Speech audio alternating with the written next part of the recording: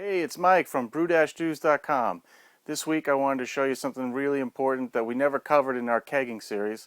That includes cleaning your beer lines. As you run beer through your beer lines, just like in the bottom of a bottle of beer or something, you'll eventually build up some beer stone, protein residue, yeast residue, stuff like that in the lime, and that can actually create foaming issues and off flavor issues in the beer as it's coming out of the tap. So periodically you need to clear your beer lines. Most people do this after every time they switch a keg out. I'm kind of I go a little bit longer than that. I might be 6 months on average to do it. So I'm going to show you at the kegerator the quick and easy way that I've kind of adapted from other techniques how to clean out your beer lines so you can always have good, clean, fresh tasting beer coming out of those taps.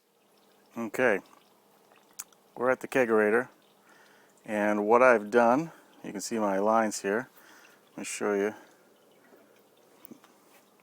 I've taken all the beverage connectors off of my beer lines, and they're coming out of the fridge. I have the door propped closed with this keg just to try to keep some of the cold in while I do this. I took all the connectors off the tubes, so the tubing is open at one end. Something to note here, there are two different types of connectors here. There's this with just a barbed fitting, and you use a hose clamp and jam it on there.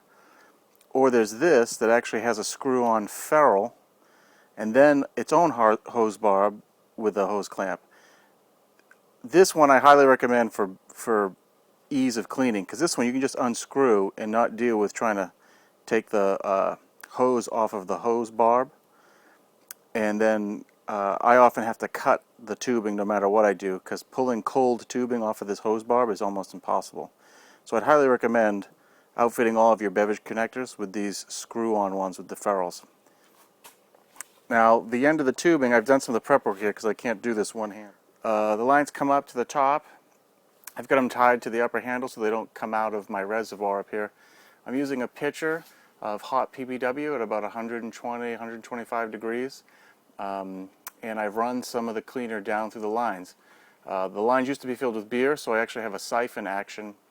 And the lines are filled with cleaner. Just coming down here, just open up each handle and make sure that there's some cleanser coming out of each one. It's PBW, so that I know that the lines are filled with cleanser. Just turn them off and let them drip away there. So this will take about 20 minutes of contact time for the PBW to clean out the lines a little bit. And after that, I'll come back with a warm water rinse. Okay, I've taken the cleanser down, there it is way over there, and I've put in, I've used a small stock pot here to put some cleanser in there. You look inside there, that's some StarSan, and my tubing is in there. So I've already pulled it through, you can see the little puddles of foam there, but just as before, open these up and make sure I'm getting plenty of sanitizer down through the lines. I like to use the sanitizer to rinse out my PBW. I could use water, but I like a little bit of StarSan just to be sure I've killed any nasties that may have gotten in there from a dirty pitcher or disconnecting the beer lines in the first place. That way I know I'm covered. When I connect it back to the beer, I don't contaminate my beer. So that's the general process that I use right there. Just using the natural siphon action by having the sanitizer and the cleanser up above, and it goes right down the lines and up to the taps.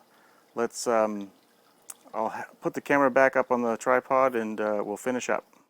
Okay, so one last word on my technique.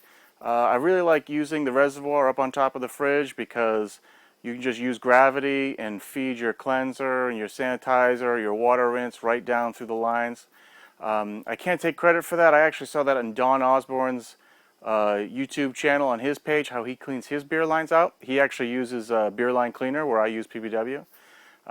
Another way to do this, which is the way I used to do it, is I used to keep an extra keg empty that I would fill with cleanser, about halfway up with cleanser, and I would hook it up and push that through my lines using CO2, just as if it was a beer.